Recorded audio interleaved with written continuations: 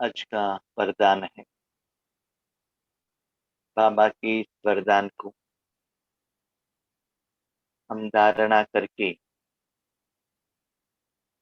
कैसे वो वरदान अपनाना है, इसके बारे में अभी चिंतन मंथन करेंगे। और इस वरदान द्वारा बाबा हमको क्या कहना चाहता है और जो एग्जाम्पल दिया है, तो एग्जाम्पल क्यों कोट किया है, उसके पीछे का सीक्रेट क्या है, ये भी हम आज जानेंगे। वरदान है 17 जुलाई 2021। रूहे गुलाब बन दूर दूर तक, रूहानी खुशबू फैलाने वाले, रूहानी सेवाधारी भव। रूहे गुलाब बन दूर दूर तक, रूहानी खुशबू फैलाने वाले, रूहानी सेवाधारी भव। तो बाबा ने इस वरदान में स्थूल दुनिया के एक चीज के बारे में कहा है, वो है गुलाब। तो उस गुलाब को बाबा ने क्यों कोट किया, तो एग्जाम्पल बाबा क्यों लेकर आए, गुलाब द्वारा बाबा हमको क्या कहना चाहते हैं। तो पहले गुलाब के बारे में जानेंगे। इसको कहा जाता है गुलाब फूलों का राजा। बहुत सुंदर दिखता है और मूर्तियों में भी सबसे ऊपर रखा जाता है। लेकिन गुलाब का फूल बनता कैसे है?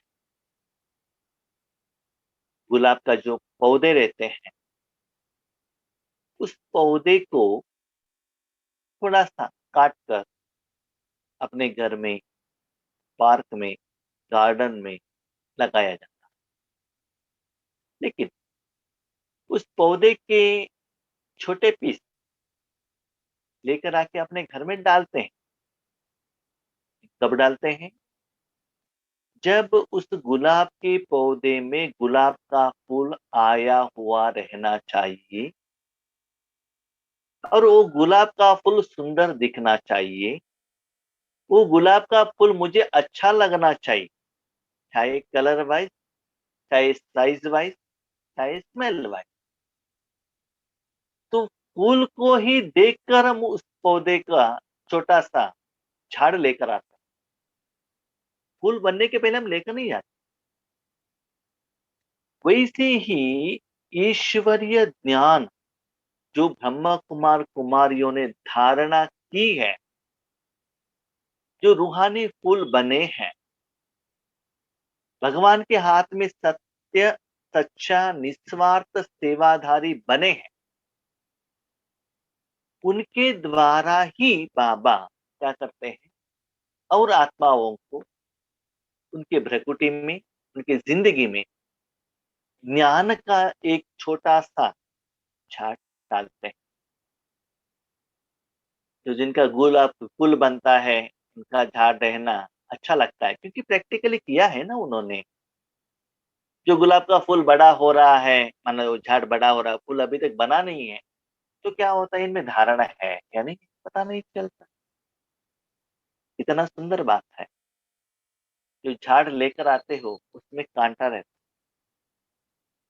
है। वैसे ही जब कोई मनुष्यात्माओं द्वारा जो भी ज्ञान मिलता है उसमें विकार समाया हुआ रहता है। तो कल के वरदान में बाबा ने कहा, कांटा है ना, जो मनुष्य आत्माओं का संस्कार, जिनके आधार निमित्त द्वारा मैं ज्ञान देता हूँ।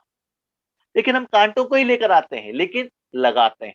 लगाने के बाद उस जगह को क्या करते हैं, पहले उसको क्लीन करते हैं। वहां कुछ प्लास्टिक है, पत्थर है, वो सभी क्लीन करते हैं। उसमें कवडंग डालते हैं, जो बहुत गंदा बदबू आता है। वैसे ही अपने कलयुगी जिंदगी में, लौकिक संसार में, दुख भरी दुनिया में इस ईश्वरीय ज्ञान को डालते हैं। इसमें बहुत गंदा स्मेल है, फिर भी उस गंदगी से भी वो जो झाड़ है ना, उससे अच्छा ही ले लेता हूँ, जो उसको विटामिन, प्रोटीन चाहिए, जो बड़े होने के लिए। वैसे इस कलयुग में भी जो भी अच्छाई है, उसे मुझे लेना है। लेकिन एक ही दिन में झाड़ तो बड़ा नहीं होता, और रोज़ पानी डालना पड़ेगा, बारिश आ सकता है, हवा आ सकता है, बहुत कुछ आ सकता है। बहुत दिनों के निरंतर प्रैक्टिस के बाद एक दिन गुलाब की फूल आएगा, ठीक से सुनिएगा, अंडरलाइन बात, खिला हुआ गुलाब का फूल ही सेवा करेगा, सिर्फ झाड़ नहीं। जब तक खिलेगा नहीं, तब तक उसके तरफ कोई भी आँख उठाकर भी नहीं देखेगा।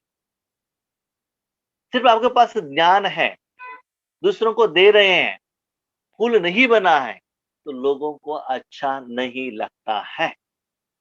लोगों को क्या चाहिए? रिजल्ट चाहिए। क्वेश्चन, झाड़ किसका? बाबा का। डाला किसने? बाबा ने। पालना कौन करेगा? बाबा करेगा। प्रोटेक्शन कौन करेगा? बाबा करेगा। फूल, सब कुछ बाबा है तो फूल भी बाबा होगा। तो वही सीक्रेट बाबा ने यहाँ पाया। ठीक है? तो लोगों को फूल चाहिए, लेकिन नजदीक में जाएंगे तो कांटा लगेगा, पकड़ने के लिए जाएंगे वो कांटा आपको चुभ जाएगा। वैसे कोई मनुष्य आत्माओं के नजदीक में जाएंगे तो क्या होगा? काम, क्रोध, लोभ, मोह, अहंकार। जब आप कांटा पकड़ने लगेंगे, आपको हाथों में दर्द होता है, तो आप क्या करते हैं? फूल को लेते नहीं। तो आज बाबा क्या कह रहे हैं बच्चे? फूल को देखना नहीं, फूल का खुशबू फैलाने वाले, है ना? फूल भी आपको देखने का जरूरत नहीं है, एक जगह जाओ, गुलाब का फूल का खुशबू, स्मेल अनुभव करना चाहिए, नहीं तो और किसी को अनुभव कराना है, ताकि वो व्यक्ति, वो आत्मा, वो पंच तत्व झाड़ के नजदीक में न आए, और कांटा का भी मत देखे, और फूल को भी न देखे। ऐसा जरूरी नहीं है कि खुशबू लेने के लिए आपको फूल देखना है, जरूरी नहीं है। झाड़ को देखना है, जरूरी नहीं है। कांटा को पकड़ना है, जरूरी नहीं है। प्रोवाइडेड वो फूल बहुत बड़ा हो, खिला हुआ हो, अच्छा खुशबू आता हो, और वही झाड़ में बहुत फूल हो। जैसे का संगठन, ईश्वरीय परिवार है। तो आज तो आप मार्केट में देख रहे, एक ही झाड़ में वैरायटी वैरायटी कलर का, एक ही झाड़ में वैरायटी वैरायटी कलर का गुलाब का फूल आ जाता है। तो ये तो हो गया तो स्पिरिचुअलिटी में आए, यहाँ सब कुछ निराकार है। तो बाबा कहते रूहे गुलाब और फ्रेगनेंस, खुशबू देना चाहिए, फैलाने वाले रूहानी सेवाधारी बन भव। सेवा के लिए सिर्फ आप इंस्ट्रूमेंट हो, सिर्फ आपने वो झाड़ लगाने के लिए अपने एरिया में, अपने गार्डन में, अपने बिल्डिंग में सिर्फ आपने जगह दिया है, बस। इसका मतलब भ्रकुटी में आत्मा का जो निवास स्थान है, जो मैं आत्मा हूं, वहां आपने उस गुलाब के फूल बड़े होने के लिए माली जो है, बाप दादा है, उनको जगह दिया है। वो जगह साफ करना, उसको लगाना, बड़ा करना, सब कुछ किसका काम है?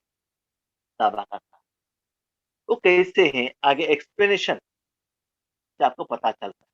अटेंशन रहिए, जब तक फूल नहीं बनता है, तब तक खुशबू नहीं होता है, तब तक सेवा नहीं होती है। अटेंशन। वो झाड़ कहेगा, नहीं नहीं, मेरे से बहुत अच्छा फूल आता है, आप लेकर जाओ, आपके घर में डालो, कोई मानेगा नहीं, जब तक फूल देखेगा नहीं। जब तक अपने जिंदगी में विशेषताओं, भगवान के गुण का, भगवान की शक्तियों का डायरेक्ट एहसास मनुष्य आत्माओं को नहीं होता है, तब तक सच्चा सेवा नहीं होता। कितना सुंदर है ये वरदान। तो रूहानी सेवा था, रूहानी रूहे गुलाब अपनी अपनी वृत्ति द्वारा रूहानियत की खुशबू दूर दूर तक फैलाते हैं। वृत्ति, अपने वृत्ति को नीचे ही रख दिया तो हम क्या कहते हैं? हमारे शरीर में फ्रेगनेंस हो, हमारे घर में फ्रेगनेंस हो, मेरे बच्चों को हो, मेरे धर्म वालों को हो, जैसे आपका व्रत। हम परमधाम में जाएंगे तो तीनों लोकों तक जाएगा। जैसे कि फूल, अब वही फूल को स्मशान में लेकर जाएंगे, जो डेड बॉडी है वहां खुशबू देगा। टेम्पल में लेकर जाएंगे तो टेम्पल में हो जाएगा। वही खुशबू का फूल तिरुपति में डालेंगे तो जितना भी लोग उस दिन दर्शन करते हैं वो सभी लोग वो फूल का दर्शन करेंगे, खुशबू आएगा। तो इसके लिए बाबा कहते हैं फर्स्ट स्टेप वृत्ति।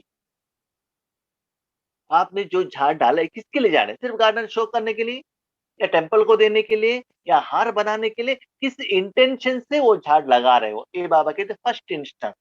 बाप दादा को आपने अपने घर में किसके लिए बुलाया, किस इंटेंशन से उस झाड़ को अपने घर में लगा रहे हो? तो वृत्ति को पहले चेक करो।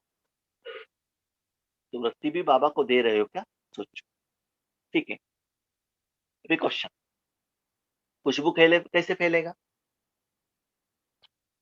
फूल में तो आ, गुलाब का फूल तो दिखाई देता है, वहां से स्मेल आता है, तो साधन तो चाहिए ना। तो वैसे ही यहाँ साधन क्या है, किस जगह से फैलता है? खुशबू पत्ते से फैलता नहीं है, रूट से फैलता नहीं है, झाड़ से फैलता नहीं है, कहां से फैलता है? फूल से फैलता है। तो देखिए कितना सीक्रेट बाबा ने कहा। उनकी दृष्टि में सदा सुप्रीम रूह समाया हुआ रहता है। माना भ्रकुटी में बाप दादा को आपने बिठाया, ठीक से सुनिएगा, भ्रकुटी में आपने बाप दादा को बिठाया, वहां से बाप दादा शरीर के जो दो आंख है ना, दृष्टि और मन बुद्धि का जो आंख है ना, आपका मन बुद्धि के आंख ऐसे रहना चाहिए। बाबा को मैंने भ्रकुटी में जगह दिया है, तो जगह दिया है, जो वहां बैठा है उसका एनर्जी शरीर के आंखों द्वारा बाहर निकलेगा।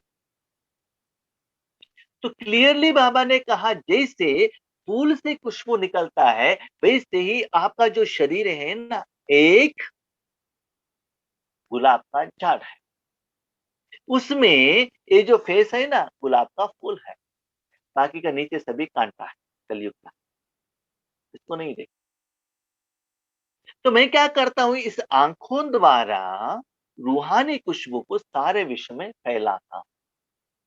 बहुत सारे लोग क्वेश्चन पूछते हैं, आंख बंद करके योग करे या आंख ओपन करके बंद करे? अभी आप डिसाइड कीजिए क्या करना। You must decide. गुलाब की फूल बना है, उसके बाद आप प्लास्टिक उसको बांध कर रखेंगे तो क्या होगा? खुशबू कहां से आएगा? ठीक है। तो वहां को बाबा को बिठाने से आपके आंखों के माध्यम द्वारा जो रेड कलर या येलो कलर का जो फूल का जो आकार है, उस माध्यम द्वारा खुशबू फैल रहा है। वैसे आपके शरीर रूपी माध्यम द्वारा, आंखों द्वारा बाप दादा क्या कर रहे हैं? फैला रहे हैं। वे सदा रूह को देखते, रूह से बोलते। जब बाप दादा को बिठाया तो बाप दादा किसको देखते हैं? किसको देखते हैं?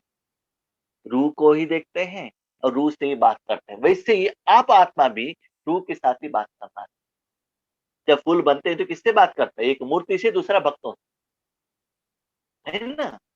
इसीलिए बाबा कहते हैं ये स्थिति आपको आना चाहिए तो अंतर मन से सिर्फ आत्मा ही दिखाई देना चाहिए, आपको शरीर दिखाई नहीं देता।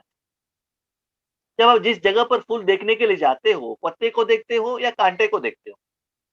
तो नीचे लगाया हुआ गोबर को देखते हो, किसको देखते हो? फूल को देखते हो ना। तो वैसे ही आगे वाले आत्माओं के गार्डन में भी एक सुंदर फूल है, वो क्या है? आत्मा। आप फूल बनो और आगे वाले में गार्डन में रहने वाले फूल को देखो। नहीं तो बाबा कहता मैं क्या करता हूँ, आपने यहाँ बिठाया तो मैं क्या करता हूँ, उस आत्मा को देखता हूँ, उस शरीर से मुझे कुछ भी लेना देना नहीं। ठीक है, ओके। एक होता है आप पुरुषार्थ करो, वरदान को अपनाओ, नहीं तो बाबा को जगह दो, बाबा पुरुषार्थ करेगा और आपके अकाउंट में जमा करेगा। डिसाइड आप। मैं रूह हूं, सदा सुप्रीम रूह की छत्र छाया में चल रहा हूं। तो मेरे मन में क्या रहता है? मैं सदा बाप दादा के अंदर, अंदर छत्र छाया। जैसे कि कहते हैं ना, श्री कृष्ण ने क्या किया? गोवर्धन का पहाड़ को उठा दिया। उठाया किसने? श्री कृष्ण ने, उसके नीचे कौन थे? द्वारका के लोग थे। वैसे ही आपके अंदर कौन है? बाप दादा। उसके अंदर कौन है? आप। छत्र छाया में फुल्ली प्रोटेक्टेड। सिर्फ उस छत्र छाया का अनुभव आप करते रहो। ठीक है, बाकी का काम किसका है? किसका है? बाबा का है। मुझ रूह का करावनहार सुप्रीम रूह, कितना देखिए एक एक वर्ड। मुझ रूह का करावनहार सुप्रीम रूह है, मेरे आत्माओं द्वारा ये सेवा करने वाला, आत्मा को देखने वाला, एक खुशबू फैलाने वाला। मैं साधन हूं करावनहार। करनहार बाप। हाथ मुंह हो रहा है, ये करावनहार है। करनहार कौन है? आत्मा। कार चल रहा है, दिख रहा है, वो करावनहार है। करने वाला कौन? ड्राइवर। वैसे ईश्वरी सेवा करने वाला कौन? बाप दादा। ऐसे हर सेकंड हजूर को हाजिर अनुभव करने वाले सदा रूहानी खुशबू में अविनाशी और एक रस रहते हैं। इनके मन में ऐसा रहता है सदा बाप दादा मेरे प्रकृति में है, बाप दादा खुशबू फैला रहे हैं, उस अनुभव आ रहा है। जैसे कि कोई माताएं, तो पुराने जमाने में था तो कम हो गया है, कोई फूल पहनकर जाते हैं तो लोग उनको देखते हैं, उनको पता चलता है फूल के कारण मुझे देख रहे हैं, उनको उतना ही नशा बढ़ जाता है। तो ऐसे ही आपको अनुभव होता है, बाप दादा के साथ का उस सुख का अनुभव होता है। तो वही सुख में निरंतर अविनाशी और एक रस में क्या करते जाएगा? अनुभव करते जाएगा। वो आपका काम है बस। बाकी सेवा करने का काम किसका है? बाबा का है। कहाँ तक फैलाना है, कैसे फैलाना है, वो सभी कौन करेगा? बाबा का है। तो सिर्फ आपको क्या करना है? यहाँ प्रकृति की तरफ अटेंशन रखना है, नीचे कांटे की तरफ मत देखना है। यही है रूहानी सेवाधारी की नंबर वन विशेषता। तो बाबा ये कहते हैं, बच्चे योग का अनुभव करना है, मनसा सेवा करना है, ईश्वरीय शक्ति फैलाना है, तो उस आत्मा को आपके आगे आने का जरूरत नहीं है। आप कहाँ भी रहते हुए भी आपने इस विधि से बाप दादा को अपने शरीर में, प्रकृति में जगह दिया, तो मैं रूहानी गुलाब की तरफ मैं सेवा करता हूं। तो इस संगम युग में आपने ऐसे सेवा की है क्योंकि आपका शरीर और आपका जो व्यक्तित्व, आपको जो संस्कार सभी कांटा भरा हुआ है, लेकिन फूल के कारण उस झाड़ को सभी लोग सहन करते हैं। इसीलिए आपके द्वारा जो सूक्ष्म में मैंने यूज किया, इसके आधार पर आज भी उस कांटे रहते हुए भी उस गुलाब के फूल को नंबर वन पोस्ट दिया जाता है। तो ये भी आपका ही यादगार है। तो यही है रूहानी सेवाधारी की नंबर वन विशेषता। रूहानी सेवाधारी टूल में हम पैसा भी दे सकते हैं, सेवा केंद्र पर ब्रह्मा भोजन भी बना सकते हैं, किसी को ज्ञान भी सुना सकते हैं, गिफ्ट भी दे सकते हैं, लेकिन रूहानी माना आत्मा के लिए ही पहुंचेगा। आत्मा न केवल आत्मा, पंच तत्वों को भी पहुंचेगा, सभी को पहुंचेगा, लेकिन निराकार रूप में। इसको बाबा कहते नंबर वन सेवाधारी। और नंबर वन सेवाधारी का विशेषता इससे क्लियरली पता चलता है, नंबर वन सेवाधारी बाप दादा ही है। आप कौन हो? कांटे हो, एक्सेप्ट करना पड़ेगा। अभी आप अटेंशन रखिएगा कि आप फूल की तरफ अटेंशन रखेंगे या कांटे की तरफ। भोजन चाहिए, कपड़ा चाहिए, गहने चाहिए, वैरायटी टेस्ट चाहिए, गाना चाहिए, किसकी तरफ अटेंशन रखेंगे? तो सिर्फ बाबा ने कहा मुझे आंख चाहिए, मुंह को भी नहीं बताया बाबा ने, माना ज्ञान सुनाने का भी बात भी खत्म कर दिया बाबा।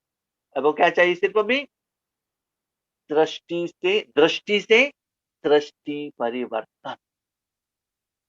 तो ये हमें प्रैक्टिस करना चाहिए, सदा यही स्थिति रहे, बाप दादा बेटे अपना काम कर फैला रहे हैं। तो जब आपके, अभी देखिए, जब गुलाब का फूल फैल रहा है वो झाड़ को अनुभव होता है कि नहीं होता है? जब 1 किलोमीटर तक खुशबू फैल रहा है, आप सेंट पहनकर स्प्रे करके गए हो, लोगों को सेंट का स्मेल आ रहा है, आपको नहीं होता है क्या? नहीं होता है, क्योंकि आपके द्वारा ही तो चाहता है ना।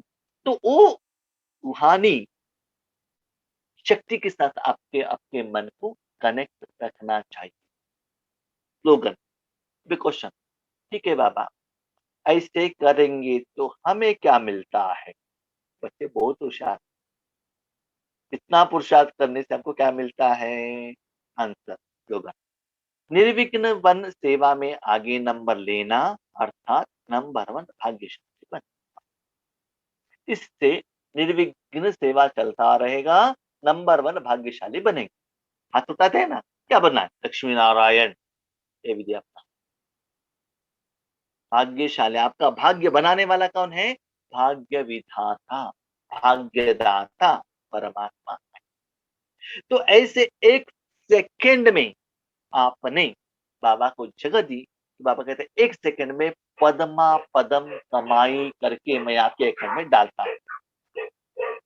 आज देखिए, 1 लाख रुपए कमाने के लिए 30 डेज रात दिन स्वप्न में भी चिंता करना पड़ता है, क्या करूं कैसे करूं, एक दिन नहीं जाऊंगा तो सैलरी कट हो जाएगा।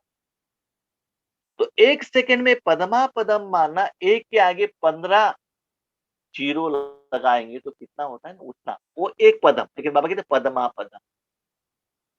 तो कैसे होता है? रीजन ये है, जितना बड़ा ऑफिसर होता है तो उनको बहुत लोगों को कंट्रोल करना पड़ता है, इसलिए उनको ज्यादा सैलरी दिया जाता है।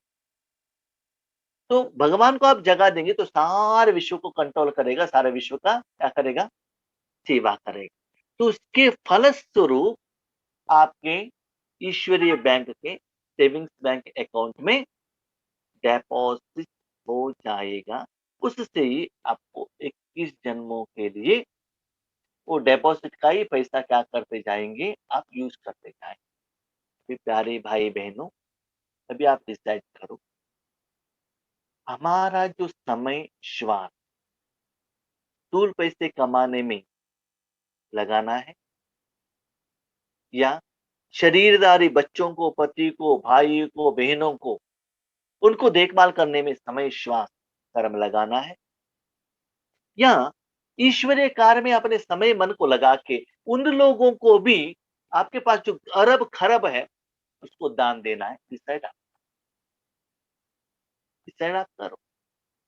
रूहानी शक्ति दे के जन्म जन्मांतर के लिए उनको पक्का बनाना है, या लाखों कमाई करके इंजीनियरिंग मेडिकल वो सभी करने के बाद क्या करते हैं, आपको वो लोग ओल्ड एज होम में डालते हैं। इसलिए कहाँ आपको मन लगाना है, you can decide, be serious, be attentive. ऐसा नहीं कि वो नहीं करना है, हम ये नहीं कह रहे, लेकिन थोड़ा इसकी तरफ ज्यादा अटेंशन रखिएगा, तब आपका जो स्थूल कर्म इतना इजीली, आराम से होता है। हम क्या करते हैं, उसके तरफ अटेंशन ज्यादा रखते हैं, उसके लिए बाबा को यूज करते हैं। नहीं, ये फॉर्मूला अप्लाई करके तो देखो, तब देखो पैसे स्थूल रूप में कैसे आता है, लोगों से भी आशीर्वाद कैसे आता है, दुआएं कैसे आता है, प्यार कैसे आता है, भले आपके लौकिक वाले हैं कोई भी है, कैसे आता है। क्योंकि मैं देख रहा हूँ मेरे सराउंडिंग में ईश्वरीय परिवार द्वारा, लौकिक परिवार द्वारा कैसे प्यार आता है। सिंपल, देने से आता है, देने का भी आपका नहीं है ना, बाबा का है, बाबा दे देगा। आपका क्यों चिंता है? बाबा का तन है, बाबा का मन है, बाबा दे रहा है। सिर्फ जो आ रहा है उसका क्या करो। बाबा यहाँ तक कहता है, बच्चे क्या क्या आ रहा है उसका भी चिंता मत करो, मैं आपको ओबीडिएंट सर्वेंट हूँ, डिपॉजिट करूंगा। अभी सिर्फ संगम युक्त बाबा को आराम से अनुभव करो। तो कितना सिंपल बाबा कहते हैं, और कर्म से डिटैच होने के लिए कहते हैं, लेकिन हम लोग करते नहीं नहीं नहीं नहीं नहीं, बाबा पुरुषार्थ हम ही करते हैं, वाइब्रेशन हम ही देते हैं। तो क्या होगा, सोचो, लोगों तक फूल जाकर नहीं पहुंचेगा, कांटे पहुंचेंगे। कांटे पहुंचेंगे तो क्या होगा, उन लोगों को चुभता है, दर्द होता है, तो दोबारा आपके पास वो आत्माएं नहीं। इसलिए बाबा ने आज क्लियरली कहा, बच्चे सारा जिम्मेवारी मेरा है, मुझे दे दो। वही नंबर वन सेवादारी है, वही नंबर 1 बनने का विधि। तो इस वरदान को कितना बार आप सुनते हो, जितना बार धारणा करते हो, उतना वो वरदान, वो विधि, विधान आपका हो जाएगा। जो कर्म आप बार-बार, बार-बार करते हो, वही संस्कार बन जाएगा और सहज बन जाएगा और अनुभवी भी बन जाएँगे। प्लीज़ इसके लिए एटलीस्ट 1 दिन के लिए ट्राई करके तो देखिए, रिज़ल्ट्स भी देख लीजिए। सिर्फ़ दोनों कानों से वरदान सुनकर बहुत अच्छा है, मत कहिए। अच्छा सुनने से नहीं होता है, बनने से होता है। ठीक है? अच्छा, ओम शांति।